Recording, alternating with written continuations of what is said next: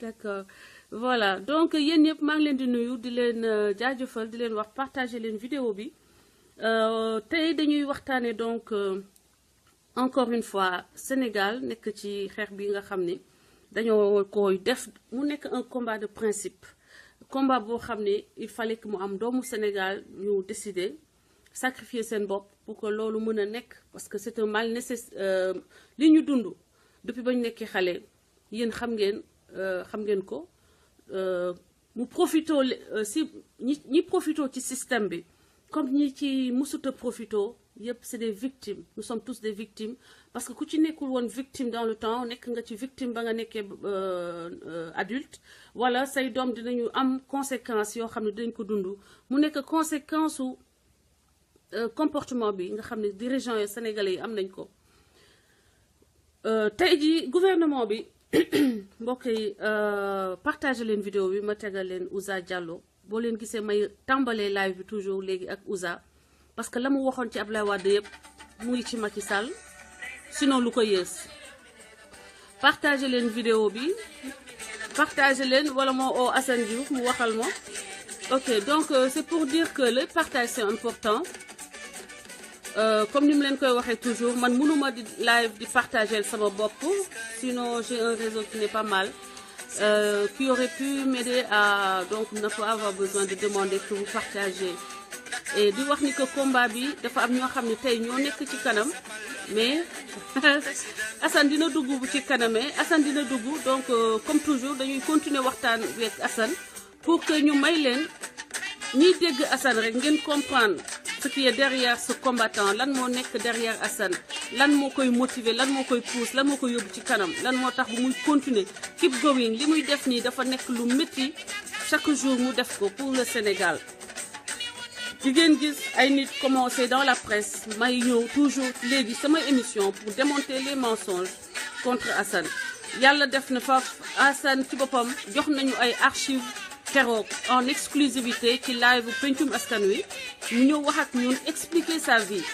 c'est pas quelqu'un qui a raté wala ku amul lu muy dundee wala kuy wut lu muy am wala kuy wut green card gis nga ku xamul Amérique rek mooy wax loolu comme genre kooku ñooñu di wut buzz bëgg wax ci sujet boo xam ne ñoom seen bopp maîtriser wuñu ko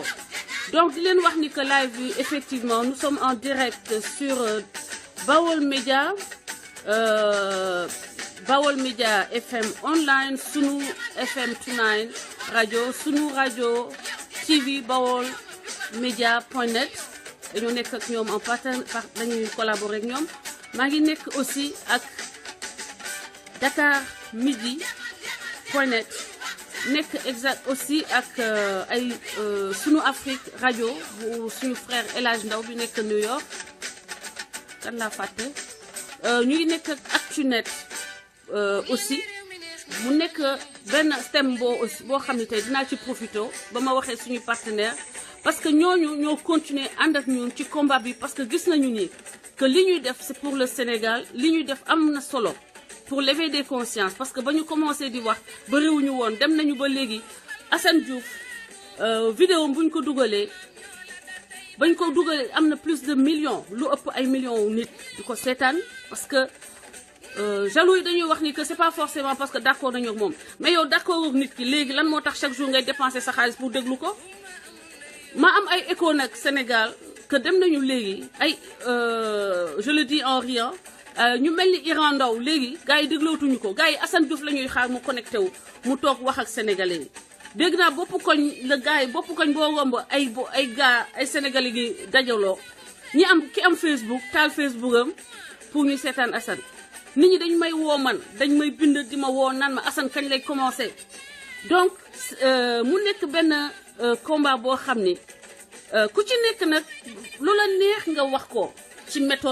méthodologie waaye comme ni ma ko waxee woon keroog gaynde dooleem lay xeexee jaan venin am lay xeexee te ku ci nekk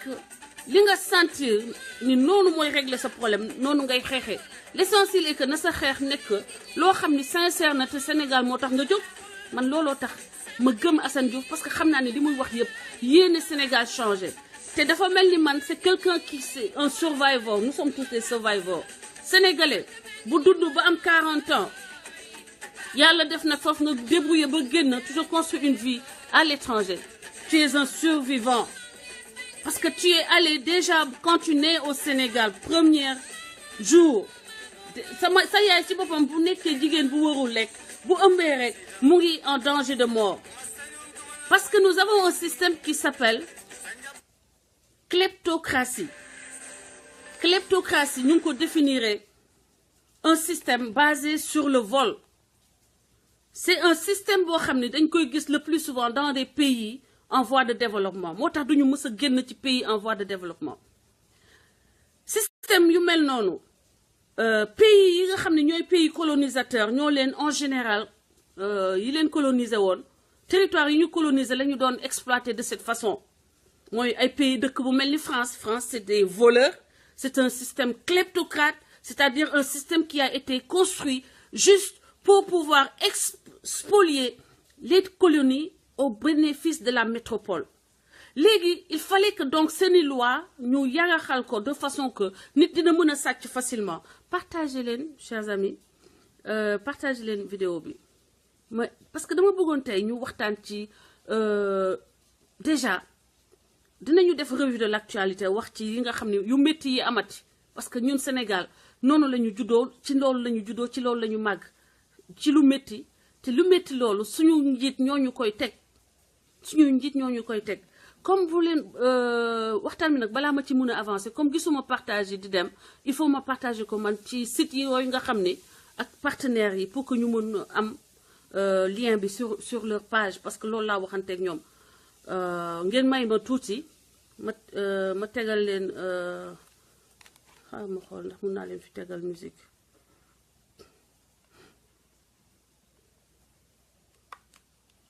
parce que affaire bi da ngeen di xam ne man dañuy nekk ñun suñu régie wu bopp tu vois yaay nekk régie yaay def lépp yow rek alors il faut bien que mu am benn genre jàppale boo leen ñuy jàppale who is calling already all right asalaamaaleykum mon frère dama nekk en live bu fekkee da nga bëgg a intervenir man yow dinaa la rappeler parce que yaa ngi en direct hein? Tu es en direct, tu veux intervenir? Très bien mon frère, ok je t'appelle tout à l'heure. Merci. Voilà donc chers amis di wax ni que société bi nga xam ne ñun dañ cee nekk tubaab yi ñoo ko fi samp ñoo sanc façon bii nga xam ne moom la ñuy exploiter suñu économie suñu dëkk nuñ koy gérer te dañ ko construire woon pour que ñoom ñu mën di sàcc di dem di tabaxi France colonie bi léegi ñoom ba ñu paree ci loolu ba ñu génne leen dañoo jël benn élite mooy ñi nga xam ne ñoom la ñu tànn parce que élite boobu sax c'est relatif parce que dañoo jël ñoo xam ne maanaam ci école tubaab bi la génne te am na ñoo xam ne génnewuñu ci école tubaab yi te am xam-xam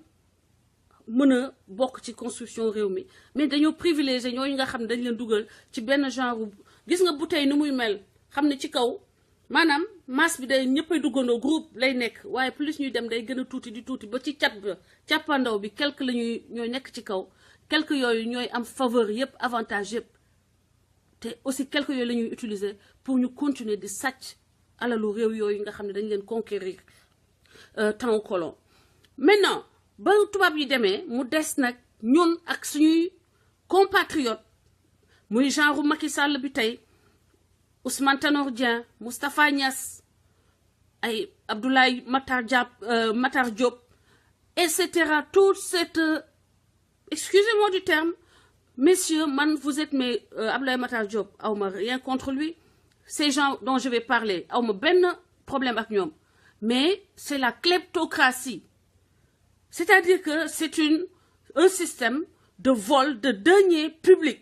organisé, entretenu, renforcé chaque jour. Dañ ko renforcer ba dañoo am seeni saaga kattu bopp dañuy toj seeni def seeni toj ñay ñëw di wax ci toj yooyu ñu yónnee la seeni saaga kat loolooy problème bi moo tax tey aujourd'hui bu ñuy yuuxu di tëye seeni bopp di xalangu di xotti seeni yére naan Assane Diouf kenn du ci wax man ku mel ni man duma ci wax duma wax ni ñaaw na duma wax ni rafet na sama yoon nekku ci sama ŋañña nekku ci ndax ay at ngeen di saaga ay nit parce que ñooñu ñu ngi wax ci li ngeen yor te ngeen bokk ko moomu leen ko alalu askan la ngeen jël ko di ci def lu naka sa dul noonu ku wax ngeen sa yónnee ko ay bataillon saagakat mais parce que xam ngeen ni que saagakat yooyu soit xamuñu li xew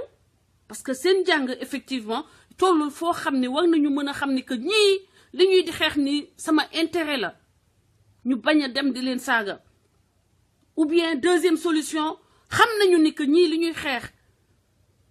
seen intérêt la mais c'est des dooméro comme ni ko Assane Diouf di waxee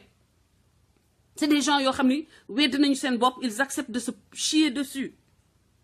il y en a quand même il y en a qui sont comme ça donc kleptocratie bii nga xam ni moo ñu tëye ñun xoj ñu depuis 1960 amaduñu beneen solution lu dul na organiser wu xeex contre ñoom parce que c'est un suñuy intérêt seeni intérêt mënut a conciliable man Françoise Hélène Gaye sama intérêt Ousmane Tanor Dieng mënut a conciliable parce que man li ma gëm mooy ni que waruma yor villa yor ci biir ay distributeur de billets boo moo doxe bu ma dawalee sama oto 20 minutes gis koo xam ne ci mbedd bi lay fanaan bu feebaree bu dee feebar bu dangereux dafa mu tëdd lay dee bu dee maanaam bu tawee daanaka day dugg ci day am ci benn pukkus bu muy dugg tëdd fa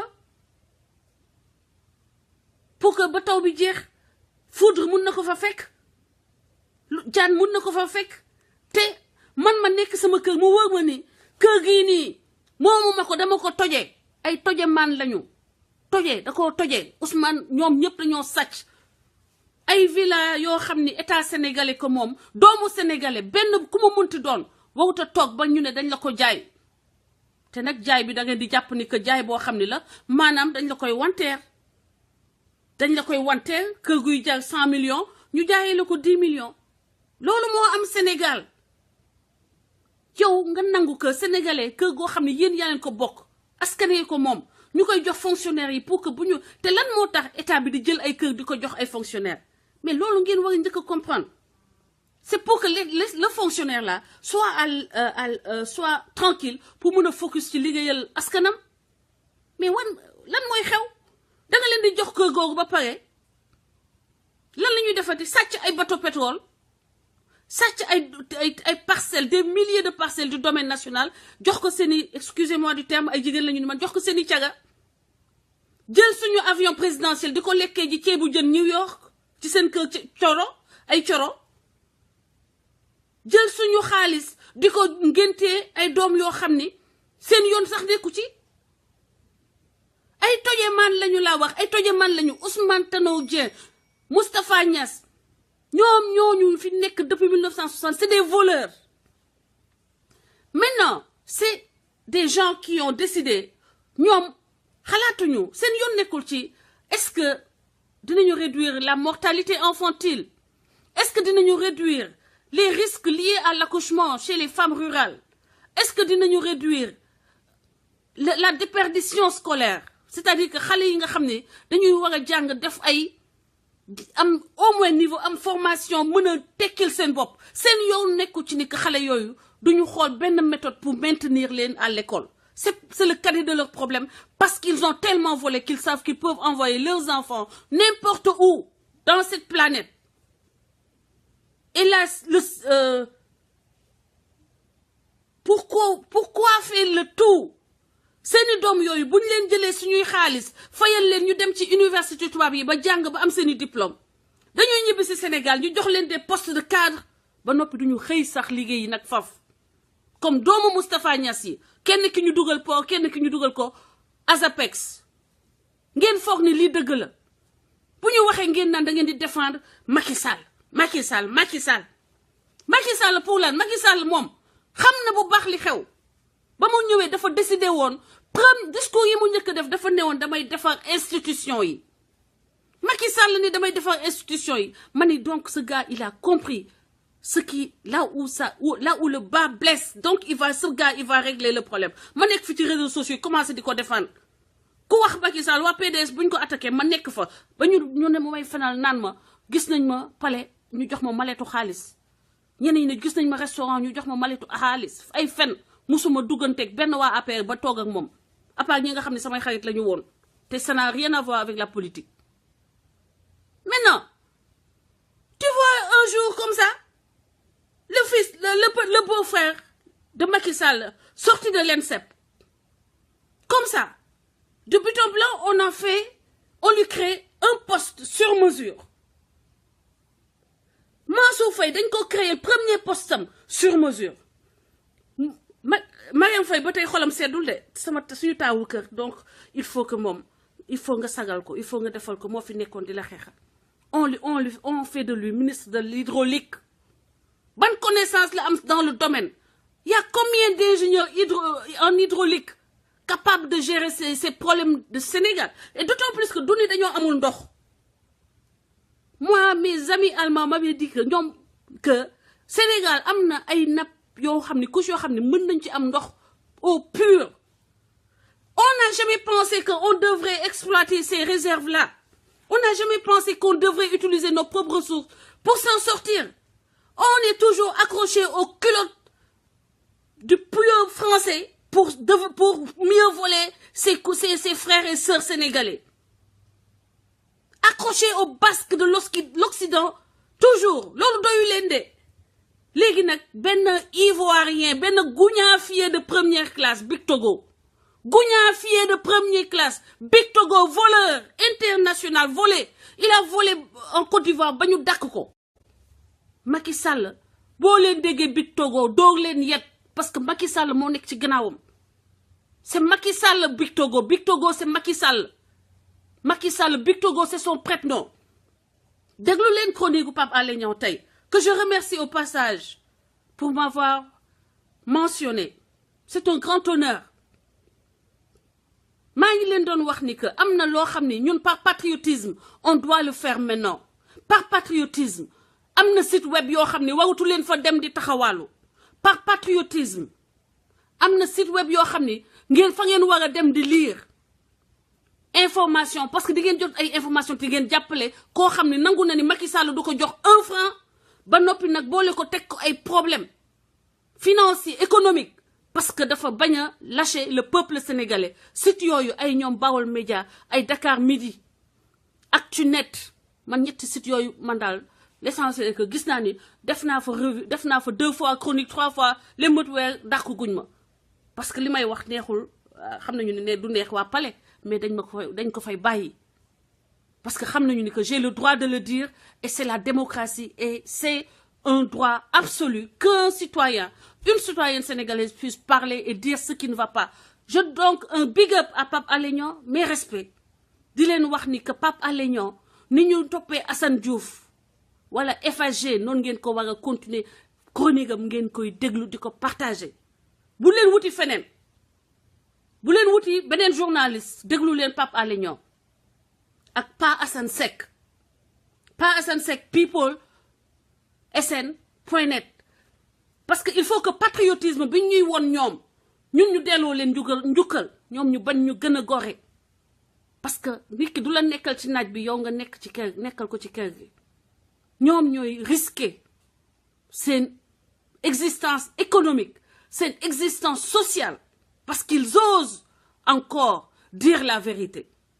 C'est pas très compliqué le journalisme, il suffit de dire la vérité.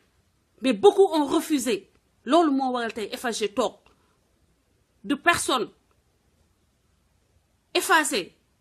de personnes timides ba may tok ni di jakarlo ak des milliers de Sénégalais di ñëmé wax gis ngeen bo leen ma xolé surtout sama première vidéo di ngeen gis ni que je n'ai jamais été à l'aise parce que ñëmewuma sax nit duma dem fen fi la dëkk ele duma dem ci ay xew ak yoyu parce que je suis pas le genre j'étais néna len man sœur ou Saint-Ursule ñoma yar sœur yé ma yar donc amna lo xamni xeyna je suis bien avec mes frères mes amis mais mënuma public mënuma ki ay mbumba dugg ci nit ñi ay yenn yi mënuma ko won mais li dama ko wara def parce que je me suis dit que il y a quelque chose qui doit être fait pour limiter la saignée.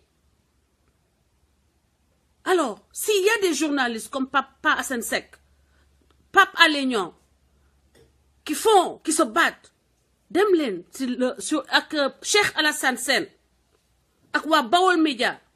dem leen seen website yi ngeen won leen ni vous appréciez ni ngeen di soutenir Assane Diouf tey xam ne on a créé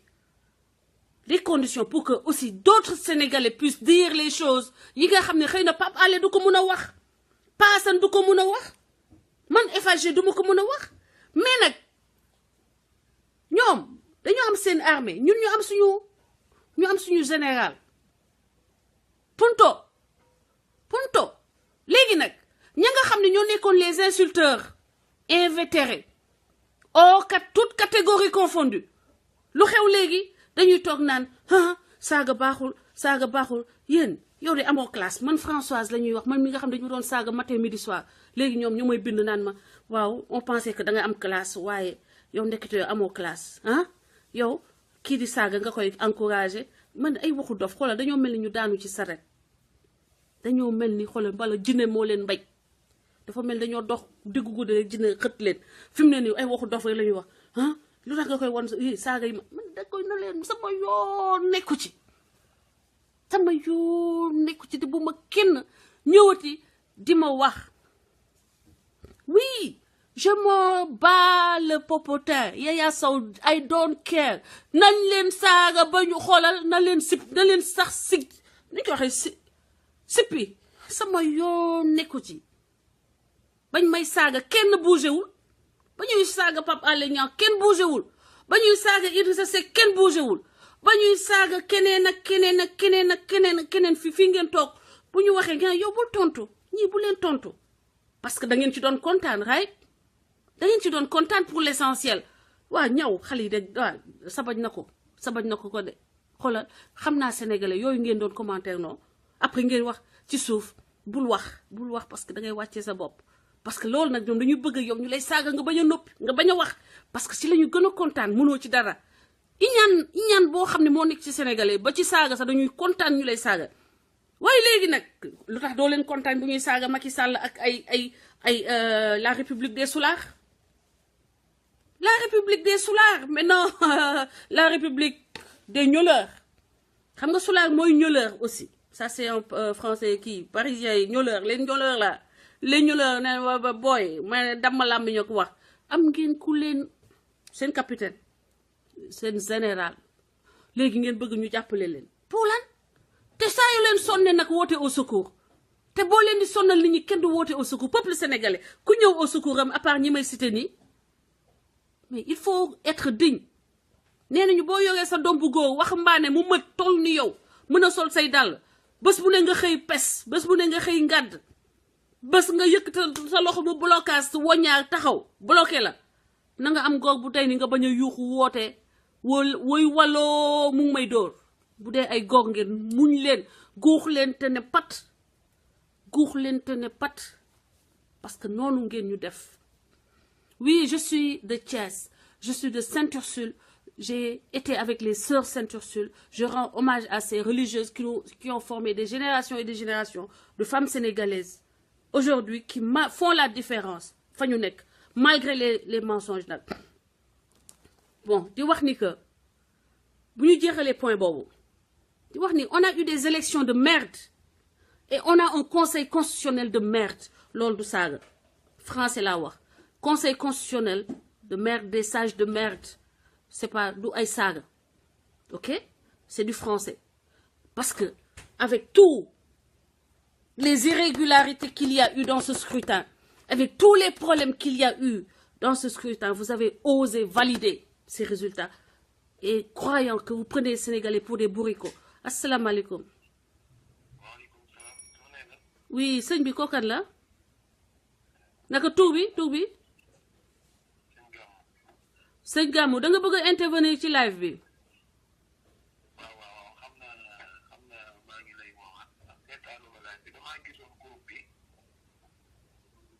groupe WhatsApp bi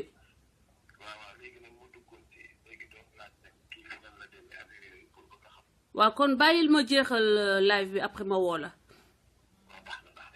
jërëjëf sëñ bi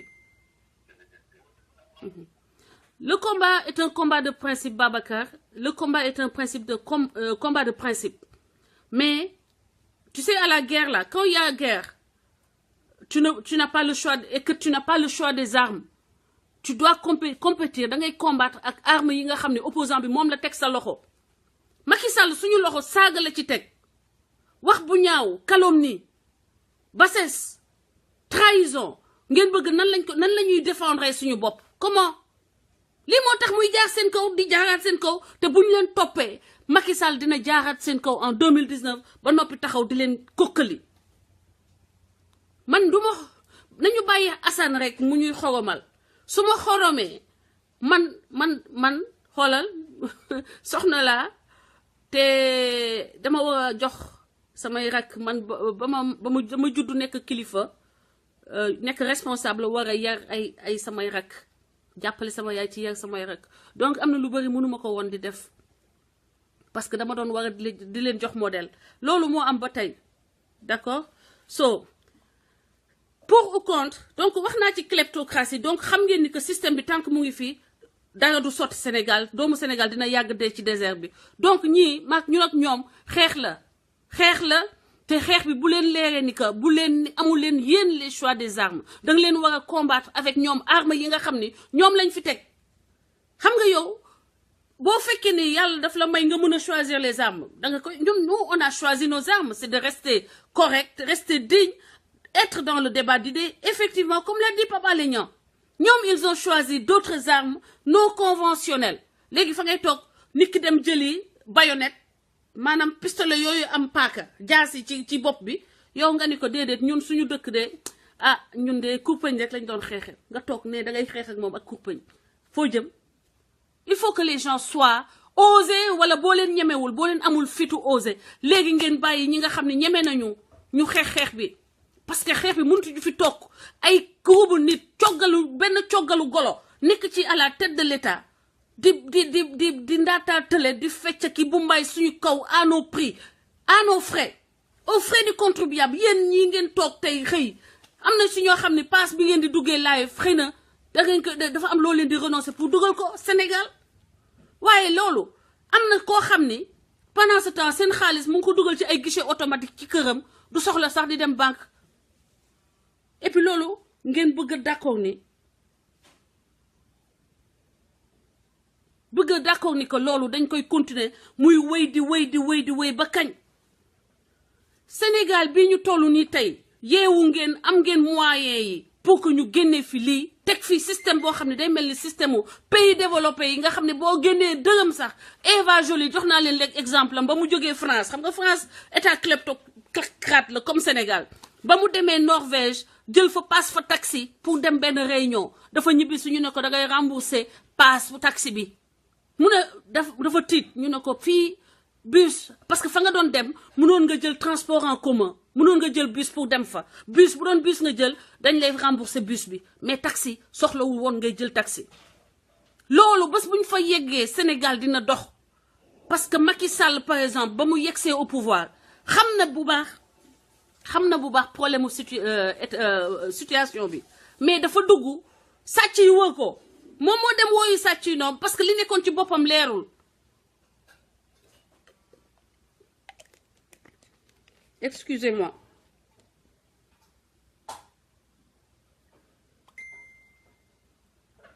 ok gis nga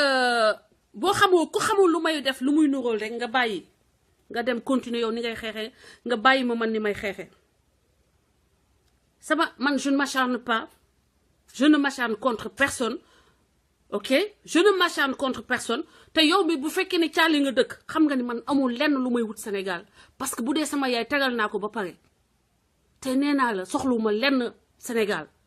damay def un combat de principe maintenant méthode yu bokkul de yow da nga gëm ni da ngay xeexee noonu mooy sotti waa continuer sa xeex façon boobu nga bàyyi ma man ma xeex façon bi nga xam ne man moom laa gëm n'est-ce pas parce que bañ may saaga sax yow mi dëkk ak man Thiès bokk ak man jóge ma wala bokk ak man Thiali est-ce que mës nga dugg wax nit ñi ni kii xam naa ko nit ku baax la ñafekat la ba mu juddoo ba léegi day xeex musuma ko gis mu xuloo kenn musuma ko gis mu saaga kenn musuma ko gis mu fenal kenn léegi nag parce que léegi maa ngi wax de cette façon tu me dis waaw xamuma lu muy nuróol mais attendez si vous n'avez pas le courage de prendre vos responsabilités. Il ne faut pas me parler de ce ton-là parce que ça va m'énerver. C'est vraiment bëgguma di jotee ak koo xam ne lu bëri loolu boole na maak moom lu bëri boole nañu donc il faut pas me essayer de me donner ce genre de conseil parce que nekk naa Thiès ba jóge fa mosoo am occasion pour gis ma ci lu ñaaw wala lu jar nga ne ma Françoise ah lii de rafetul tey boo wëree caali demal caali fa ba dëkk nga wër koñ ba yépp koñ yi judd entourage waxuma la koñ ba ma juddoo màggee fa ma juddoo màggee fa yow Babacar demal nga wër ndax di nga gis benn mère mbala benn paa bu la wax lu ñaaw ci man mbala sama benn moroom bu la wax ni Françoise dafay fen wala dafa doon cagatu wala dafa doon naafekk wala dafa doon caaxaan aw ma woon sax jotam ndax la vie ne m'avait pas donné la possibilité de le faire xam nga am na ñoo xam da ngay judd doo nga mën ko def waaye yow bu fekkee ni sa kanam yëpp montagne nu tâche moo taxaw sa kanam ba nga juddoo est-ce que di nga am jotu caaxaan wala jotu taxawaalu wala def yëfu naafekk wala yëfu caaxaan non on n'a pas la même personnalité et on n'a pas le même parcours. Mon parcours fait que je peux parler de cette façon aujourd'hui parce que j'ai vécu l'État, j'ai vécu l'injustice en tant que déjà doomu caali un quartier boo xam ne duñu ko sax nangu defal hôpital dara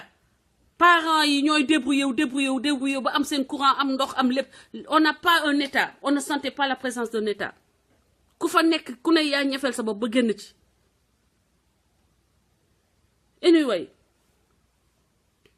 yenn yi moom jawul sax ba ciy sonn voilà chers amis donc mani je déplore ces élections de merde ce conseil constitutionnel de merde ces vacances présidentielles de merde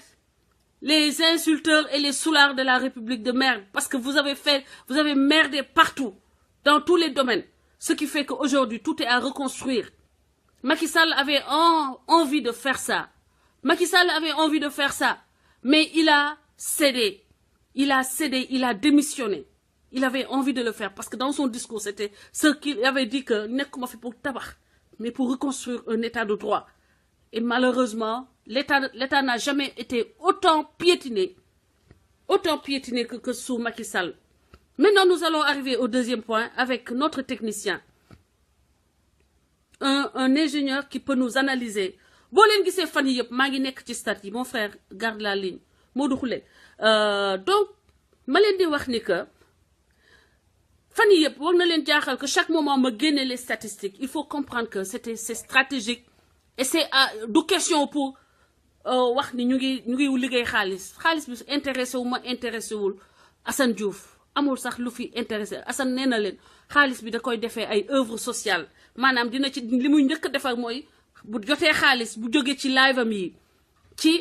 kii la koy def Géejawaay cimetière u Géejawaay donc c'est pas ça qui nous intéresse mais xaaral leen ma jox leen technicien mu defal ñu analyse ñu commenter ko après ñu dugal sénateur Charles Mendy ak ñëpp ñi nga xam ne dañoo war a intervenir ci live tey waaw sëñ bi asalaamaaleykum. waaw Hélène maa ngi lay nuyu yow jàmbaar nga xam nga yow fu mu toll nii Casamance bu mu tawee dañ koy toxal yóbbu ko Thiès jàmbaar nga xeexkat nga parce que li may wax rek jarul buy kii parce que yow li may wax rek li tax gars yi di sàcc li tax nit ñi di sàcc di bëgg a def politique di wax di topp ci ginnaaw di dem sajee di kaasal nit ñi loolu macha allah yàlla defal na la ko say doom ñi ngi dem si école yi gën fii si Californie dëgg la yaa ngi sa kër ñoom bu ñu sàccee xaalis dañ si xalaat appartement bu ñu jënd États-Unis yow kër nga am États-Unis dëgg la yaa ngi dégg kon yow loolu ñoom ñiy sàcc di daw di ko ut yàlla defal na la koo pare te terewul yaa ngi toog ci sa fauteuil jël say temps di wax pour Sénégal comme Sénégal ba noppi sama jëkkër di ma toggal gis nga mu ngi nii ci waañ bi di ma toggal parce que dafa xam li may def waaw te lu bëri te ba pare waaw lu bëri ñoom doy na waa daal nan la ñaanal xewal yi gën a dolleeku mais ñoom war nañ xam loolu si yow te xam ne waxoo pour déconner rek da ngay wax pour Sénégal xam nga bu doon pour yow rek say doom am na fu ñu jàngee boo fajoo si hôpital bi gën a bu la neexee fajoo si hôpital bu gën a mag si Californie ku nekk xam na loolu kon loolu taxul ngay daw te ñoom looloo tax ñuy sàcc alalu réew mi lu ma bëgg del si waat si statistiques yi comme li nga wax léegi bu ñu gisee statistiques yi bu ñu defee analyse dëgg ñu xool ko si ñi nga xam ne durée de temps yi nga xam ne tey buñ tiiree def analyse yi data analyst yi si YouTube si li nga xam ne vidéo yoo xam ne Sénégal yi view nañ ko si Assane si semaine bi passé toll na si 7 922 000 heures de vidéos. waaw yoo xam ne seetaan nañ ko si YouTube 7 millions. données yi boo paree mën nga ko ku ko soxla mën nga ko partager ak moom boo xoolee vidéo temps ñi nga xam ne seetaan nañ ko si ay nit aussi. si vidéo yi si last 24 hours yi toll nañ si 1,103,426. daa si ay vidéo yu yoo xam ne. last 24 hours mooy ni 24 hours. les derniers 24 heures.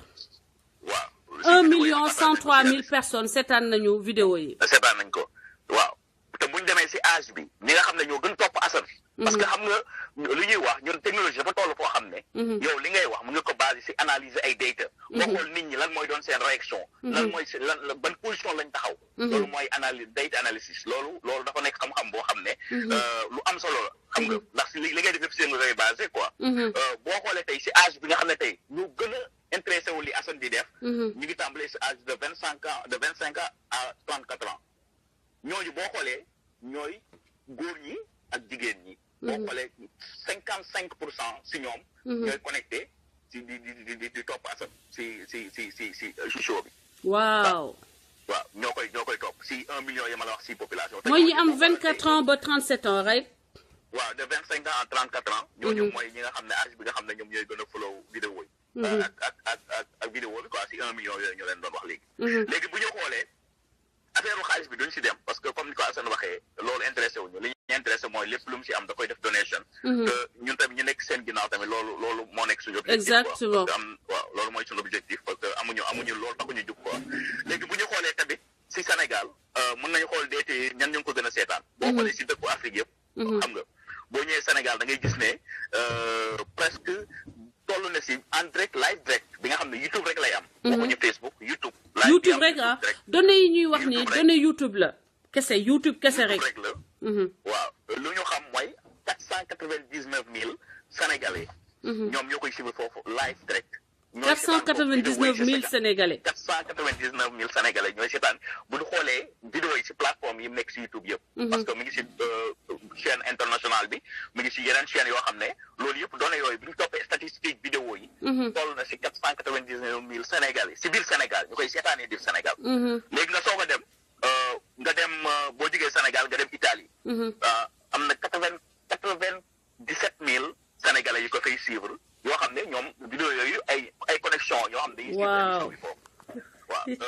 bu ñu delluwaatee France 87 000 la. ñoo ko fay suivre. bu ñu delloo Espagne 44 000 Sénégalais ñu ngi ko fay suivre.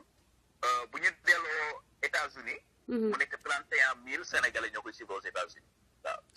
31 000 yi nga xam ne waaw ñoo koy suivre 31 000 Sénégalais ñoo koy suivre fii. te fii bu ñu xoolee kon sax ni que Sénégalais yu bëri yoo xam ne même ñi nga xam ne sax amuñu résidence yi amuñu maam consul bi reconnaître leen ay Sénégalais ñu ngi dëkk fii. ñooñu tey ñu ngi suivre émission bi di ko suivre te ñu koy suivre dañ koy suivre ba émission bi jeex si ñu si bëri si DT ni ñu koy filtré ñun. gis nga kon bu ñu xoolee tamit ñi nga xam ne bëgg nañ li Assane di def. parce que am na option yoo xam ne live and unlive. léegi ñi nga xam ne tey d'accord nañ si li muy def bëgg nañ ko. si 1 million Sénégalais yi 1,130,000 Sénégalais yi nga xam ne ñu ngi seetaan vidéo yi. am na si ñoo xam ne am na réaction. am na ñi nga xam ne amuñu réaction am na xam ne waxuñu dara. ñoom dañuy seetaan rek neutre lañ am ñi nga xam ne de neutre luñ bëgg ñu li Assane di def. boo analysé data yooyu toll na si 9,750,000 Sénégalais yoo xam ne ñoom nee nan bu doon voté tey dañ naan ñoom d'accord nañ si li Assane di wax ak li muy def. 9,750,000 Sénégalais like nañ li muy def. mais si biir loolu tamit am na lu ñu naan 2,300 Sénégalais yoo xam ne moom bëgguñu li muy def. waaw kon bu nekkoon tey lu ñuy analyser la di tey di conseiller di si basé wu pour conseiller Assane dañ naan ko tey kat position bi mu nekk mooy li muy def Sénégalais ànd nañ si. parce que ñi ko xam ne bëgguñu ko 2000 Sénégalais ñoo d'accord nañ si li muy def. 9700 Sénégalais d'accord nañ si li muy def. kon loolu mooy tey bu ñu ko doon conseiller jël ko si data information loolu la ñuy jël tey ñu teg ko si loxoy Assane loolu laa amoon la ma si participer. merci beaucoup sëñ bi kontaan nañu macha allah jaajëfate voilà donc di leen wax ni que vous avez senti que du Assane rek jëf yi y a une équipe une team qu'on a pu constituer derrière qui s'occupe des aspects scientifiques c'est-à-dire que madame Ba reste en ligne moom ma yeggale kii conclure ci topic bi dañu koy analyser ay données jàngat ko xool nan lañ ciy liggéeyee pour que dëkk bi ñu mun a yegg foo xam ne Macky Sall comme dafa décidé ni dafay fail sénégalais yi dafay fail la république ñu mun fi teg koo xam ne dafay toog pour rectifier loi yi nu ñu demee ak structure état bi nu mu demee ba nga xam ni golo goo fa teg mu sàcc ñëpp nekk ay tojemaan du président au plus petit à tous les niveaux c'est la kleptocratie loolu la ñuy war a xeex te loolu mooy essence su bataille bi te nag Dooméram TV de Assane Diouf parce que bu leen fàtte ni ñi may wax ni xaalis a tax ma koy def xaalis bi Assane bu dee xaalis am na fa Assane Diouf a ko moom te man Françoise ku ma xam-xam ne du ma laal alalu jàmbur maa ngi sant yàlla donc bàyyi leen di su may gis naa ñoo xam ne damay publier sax démb ñu xas ma ci man di ci mel te nag faf da ngay xam ni ki lan lay def parce que là c'est des chiffres on va leur montrer le mécontentement réel élection yee ñu sàcc ñu gis ni que dañ ko sàcc grâce à ces conseils constitutionnels et à ces sages yi nga xam ne daf leen corrompre mais ñun sénégalais yi la ñu bëgg wone nañ ko à travers adhésion bi Assane am te dinañu continuer xeex ba 2019 incha allah leneen lu Macky Sall taxaw ñun dinañ ci taxaw parce que combat bi tant que mu ngi Macky Sall ak ñu mel ni moom ñu ngi nekk à la tête de l'État on ne peut pas aller en retraite te bëgg nañu nag 2019 ku mel ni man ma nekk ci leneen kam ma bàyyi xale yi ñu jël la relève Assane aussi defe naa voilà madame Ba maa ngi lay dugg donc maa ngi lay jox la parole rapidement. waaw maa ngi leen di nuyu yéen ñëpp di xamal ni sénégalais yi ñoo bokk ndey ak baay li xewoon avant législative information yi ñi ngi wàcc bu baax dégg naa ci benn bureau la ñu teg 1 million de francs ak 500 cartes di ko distribuer gars yi nan la ñu mën a ku gën a mën a distribuer ay cartes 500 cartes ba nit ñi mën a jël carte yooyu voté ko ñu jox la 1 million de francs te il paraît ci bureau premier ministre la xewee woon. waaw. ok loolu dafa baax Assane Diouf moom suñu càmmiñ loolu mu xam ko parce que mi ngi xeexal 2 millions de sénégalais yi koy seetaan ça veut dire moom la ñu àndal ànduñoo ak Macky Sall 2 millions yooyu koy seetaan moom Assane Diouf na xam ne Assane Diouf la ñu àndal. waaw donc Assane dama bëgg mu xam loolu. mu xam ne sénégalais yi dañ ko loof dañ ko bëgg. waaw. dañu ko bëgg. merci beaucoup parce que sénégalais yi ak Macky Sall daf leen a téye esclave. merci. daf leen a bëgg a jaay ñoo bëgg a jaay tubaab bi. mais 1 million de francs il paraît ci bureau premier ministre ak 500 cartes. ku joxe sa 500 cartes ba ñu kontaan ñu jox la 1 million nga dem loolu moo fa xewoon information baa ngi dooree wàcc léegi parce que dañu wane ni sénégalais yi ñëpp bokk ndey ak baay. waaw te xoolal te député assemblée yi ñoom ñoo génne information pour te dire que affaire yi ni mu demee neexu leen nga xam ni Sénégal bari na ay patriotes. yaa ngi may dégg. waaw information boobu na jàll bii nii na jàll. non jàll na kay yow madame jàll na pare parce que tu nous as dit expliqué nga ko clairement que ku dem séddale fexe ba ñu 500 cartes boo joxee 500 cartes ñu jox la 1 million. waaw looloo fa doon daw. ok ñoom seen yàlla daf leen a weer fi mu nekk seen sutura yëpp dafa wuññeeku gisaguñu dara c'est le début du commencement ñëpp dinañu xeex bi. incha allah te naafeq yi les naafeq vont mourir au Sénégal les naafeq.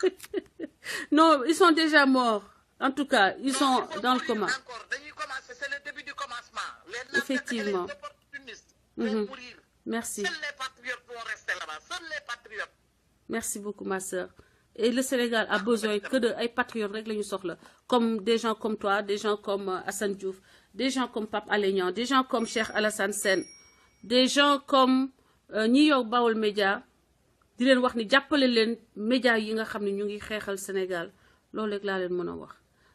c'est ça c'est comme ça que ngeen mën a xeexalee Sénégal à votre façon parce que nag yenn xeex yi jagul sax ngay toog di wax di saaga sax ci dem ba ci buntu kër Macky Sall taxaw di saaga du loolu mooy xeex bi de xeex bi c'est avec intelligence dem leen boo leen di seet dem ci YouTube boo leen di dem nu mu tudd information en ligne dem leen ci site yooyu Dakar Midi .net Baol Média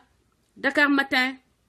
surtout Pape Alé Niang ak boo leen di seetaan seetaan leen télé Pape Alé Niang télé ba Pape Alé Niang nekk parce que kooku bu bañoon bu bëggoon mënoon na def comme ñeneen yi c'est-à-dire que ne fii kenn du ko fi waxee ku yëkkati dara bëgg a wax contre li régime bi di def ñu ne la doo ko fi waxee donc partager leen vidéo bi sensibiliser tous les Sénégalais parce que aujourd'hui lan moo tax ñun ñu am doole da ngeen di xam ni que amul sénégalais bu amul téléphone portable pratiquement ba ma mujjee Sénégal da ngay gis nit ku di dawal wutiram sax yow téléphone am di wax gis c'est-à-dire que da ngay gis téléphone portable foo xam ne mënoo war xalaat sax di nga ko fa mus a gis donc te nag avec les conditions actuelles ñu ci bëri am nañu donc accès Facebook alors exploitez-le te xam nga toog ci kanamu télé da lay fixé mais sa téléphone portable télé boo xam ni la live Facebook mën nga dem seeti sa xarit mën nga dugg sa oto teg ko nele di dégg même boo xooloon ngay déglu ça c'est des choses avantage boo xam ne am nañ ko télé sénégalais yi amaguñu ko amuñu ko donc c'est on a une bouchée une coudée li tubaab naan dañoo am benn coudée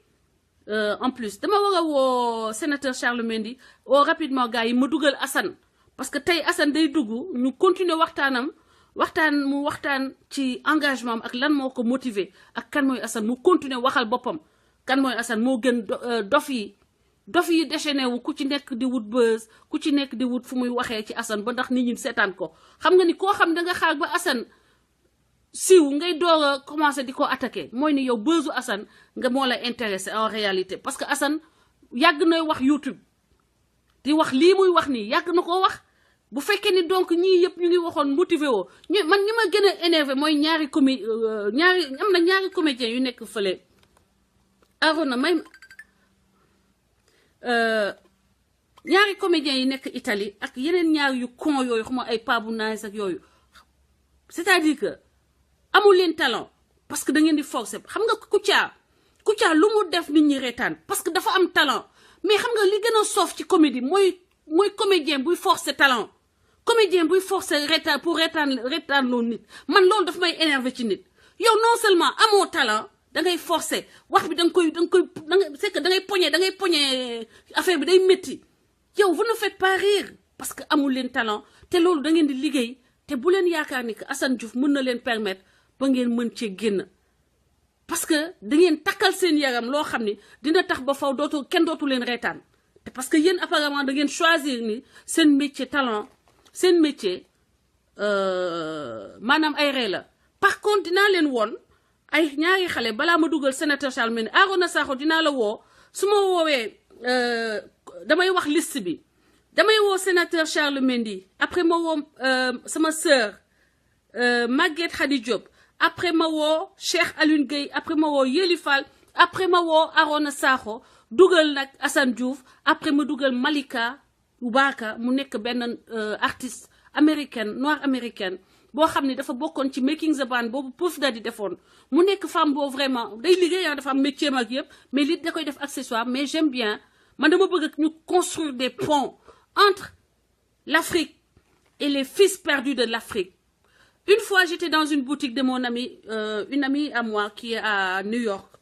ma toog ci boutique am xam nga moom dafa xumbo Nogay Mboup je te salue au passage bien que bokkuñu camp ñoo bokkoon di jouer handball bokk équipe mu nekkoon sama xarit donc am nañu jaar-jaar yu bëri mais elle restera ma sœur pour la vie tout comme Kani Gueye aussi la grande dame sama xarit sama soppe Aminata Seck la sœur te muy nekkoon suñu capitaine et tant d'autres léegi damay wax rek que jour boobu sama yaram dafa daw j'ai failli pleurer parce que benn noir américain moo ñëw ak doomam dugg ci boutique bi jënd déconné affaire yooyu rek xale bi xool bi ci yaay ni ma where do you come from ma ni ko I come from Sénégal mais xam nga réflexe bëgg a waxtaan ak xale bi ma ni ko where do you come from xale bi taxaw di ma xoolaat papa ji ne ko tell her I am one of the lost son one of the lost kid of Mama Africa. Oh my God gis nga ba mu waxee ma réaliser li ma wax j'ai eu la chair de poule sama yaram daw sama xol jeex c'était là tout le drame de l'esclavage instant boobu j'ai senti le drame que vivent les Noirs américains c'est-à-dire que tu sais que tu appartiens à une terre et tu sais que cette terre là boo demee tey doo xam fan nga jóge woon c'est-à-dire que tu pars c'est ta terre tu sais que tes grands-parents possédaient quelque part un fief dans cette terre mais tu rentres tu sais plus fan nga bokk. Et j'ai un ami boo xam ni daf ma joxoon un projet su ma mënee def le lien avec Malika Youbaka c'est ce que je veux faire qu'on crée un pont avec mes maigres moyens man sama volonté rek lay demee li may xeex ni sax volonté lay demee dinaa ko dugal tey mu wax ñu un peu sa vision de l'Afrique et puis de notre combat parce que c'est quelqu'un que je connais à travers Assane Diouf di leen wax ni que Assane Diouf bu doon combo am na ñoo xam ne du leen xam am na ñoo xam ne duñ koy woo di ko fréquenter di ko solliciter donc na ngeen bàyyi koo leen gis muy wax ngeen ni dafay wut place Assane wutul place wutul million yàlla mooy baaxee ni te généralement nag ñi am xol yu baax ñoom la yàlla di tegal pour que ñu mën a continuer nekk en mission au service des hommes au service disons de l'humanité donc maa ngi woo rapidement damay woo rapidement sénateur Charles Mendy muy suñu compagnon de combat compagnon de route modèle quelqu'un qui m'inspire beaucoup et qui m'encourage dans le combat qui aujourd'hui est la violence économique tey dañoo couper salaire am couper avantage am nangu lépp luñ ko état bi luñ ko joxoon avant que Aliou Sall ñëw Géejawaay Aliou Sall jël na nangu na lépp ba noppi dañ koy teg ay pression malgré ça il continue de résister donc sénateur maa ngi lay jox la parole pour que nga intervenir dans suñu kii bi ci suñu panelu tey bi bonsoir sénateur maa ngi nuyu ñi nekk ci panel bi yëpp di leen nekk d'abord yow lay wax que li nga doon tontu sànq sa jaru ko puisque il y a des gens seen sport favori mooy du ñu def dara du ñu jéem dara mais ku jéem dara ñu lay tardel et ça pose problème. Nous vivons dans ce pays benn pression économique benn pression physique benn pression d'ordre mental même. Alors dafa baax quoi ñu bàyyi ñu bëgg a exprimer ku amul looy wax wala koo xam ne nit ñi di wax neexu la intéressé nga dem seeti leneen. bi feneen amee ba léegi kenn sonnatul. Personne n'oblige personne à suivre. D'autant plus qu'il y a la TFM, il y a tous les autres qui sont qui vont parler, qui vont caresser Macky dans le sens du poil, hein. C'est de toute façon. Voilà. C'est-à-dire que chacun choisit ses amis, ou qu'on nous impose pas nos amis. Effectivement. Amul imposition de point de vue d'amis et tout ça, chacun s'exprime à sa manière ak nu mu ko gisee ak nu mu ko sentiree. Am nga fii lu nit ñi di dund fii yow soo ko dundul nag te nit ñi di ko dund en direct nga bàyyi la ñu mun ko exprimer yow soo ñëwee si dëkk nga fekk ay nit nekk fa yor seen teranga nga bëgg ñu ànd ak yow nga bëgg leen imposer sa personne pour ñu ànd ak yow su ñu amee fula dinañu dee xiif mais duñu ànd ak yow c'est ça le problème. bëgg ma ça n'existe pas nit ki mooy xool lu ko doy mu def ko soo defee ñun contre ñu kenn en particulier mais on dit que Sénégal daf ñu ñor ba mu jaral ñu bàyyi